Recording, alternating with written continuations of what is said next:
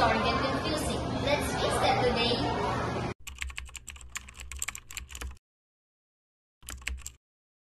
Verb tense help us know when something happens, past, present, or future.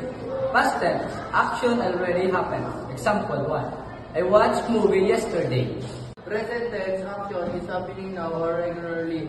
Example, I watch TikTok videos every day. Future tense action will happen. Examples, I will watch basketball game tomorrow. Right? Let's see if my friends got it. The friends play a game. Each says a sentence. If correct, they get a snack high five. If wrong, buzzer sound. Last week, we go to the beach. Nope, past tense, we went to the beach. Today, we play basketball after school. Correct, present tense. Next week, we visit the zoo. Future tense, but say it correctly. We will visit the zoo.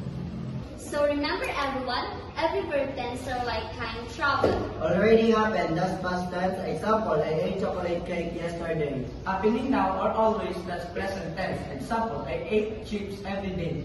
Not yet, but will happen. That's future tense. Example, I eat burger and fries tomorrow. Verb tense help us to tell the story Yesterday, today, and tomorrow. Thanks for joining us, guys. Comment your own sentence using past, present, and future tense. Don't forget to like, share, and subscribe for more Barkada lessons. See you next time!